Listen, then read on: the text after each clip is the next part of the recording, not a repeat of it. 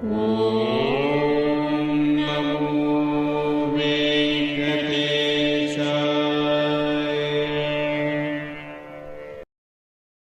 నమో వెంకటేశాయ. అందరికీ నమస్కారం. Welcome to Meena Tirumala updates. ఈ రోజు శుక్రవారం రోజున తిరుమల స్వామివారి దర్శనం వివరాల గురించి తెలుసుకుందాం. అలాగే తిరుమల తిరుపతి దేవస్థానం వారి లేటెస్ట్ అప్డేట్స్ గురించి కూడా మీకు ఈ వీడియోలో పూర్తిగా తెలియజేస్తాను. ఈ వీడియో పూర్తిగా చూసిన తర్వాత మీకు ఏదైనా సందేహం ఉంటే కామెంట్ చేయండి. అలాగే ఈ వీడియోని లైక్ చేయండి. తప్పకుండా మన ఛానల్ని సబ్స్క్రైబ్ చేసుకోండి. ఇక మన ఛానల్ని కూడా ఫాలో అవ్వండి.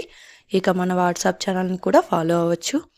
ఈ వాట్సాప్ ఛానల్ లింక్ని ఈ వీడియో డిస్క్రిప్షన్లో ఇచ్చాను. అలాగే కామెంట్ బాక్స్లో కూడా ఇచ్చాను. లింక్ పై ప్రెస్ చేసి వాట్సాప్ ఛానల్ని కూడా ఫాలో అవ్వండి. ఇక ఈ రోజు దర్శనం వివరాలు తెలియజేస్తాను. ఈ రోజు తిరుమలలో భక్తుల రద్దీ సాధారణం కంటే కాస్త ఎక్కువగా ఉన్నారు. ఈ రోజు ఉదయం 5 గంటలకు వైకుంఠంలోని 29 కంపార్ట్మెంట్లలో మాత్రమే ఎలాంటి దర్శనం టికెట్స్ మరియు టోకెన్స్ లేని భక్తులు వెయిట్ చేస్తూ ఉన్నారు. ఈ వైకుంఠంలోని 29 కంపార్ట్మెంట్లలో వెయిట్ చేస్తున్న భక్తులకు సుమారుగా 12 గంటల సమయంలో దర్శనం అయ్యే అవకాశం అయితే ఉంది అండి.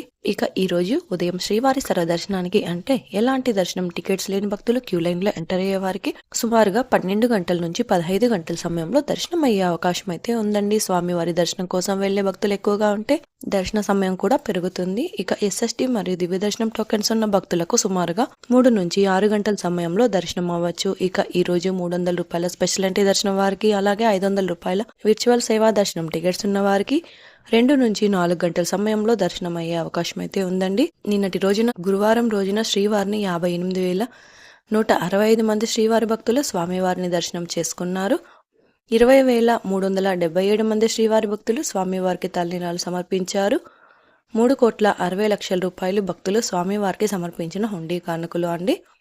నిన్నటి రోజున శ్రీవారి సర్వదర్శనానికి టోకెన్ లేని భక్తులకు 10 నుంచి 12 గంటల సమయంలో దర్శనమైనది. ఎస్ఎస్టీ మరియు దివ్య దర్శనం టోకెన్స్ ఉన్న భక్తులకు 3 నుంచి 6 గంటల సమయంలో దర్శనమైనది. అలాగే 300 రూపాయల దర్శనం టికెట్స్ ఉన్న వారికైతే 2 నుంచి 4 గంటల సమయంలో దర్శనమైనది.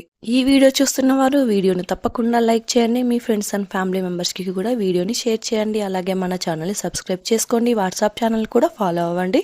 మీరు వాట్సాప్ ఛానల్ని ఫాలో అవడం వలన తిరుమల తిరుపతి దేవస్థానం వారి అప్డేట్స్ ఫాస్ట్ గా తెలుసుకునే అవకాశం ఉంటుంది.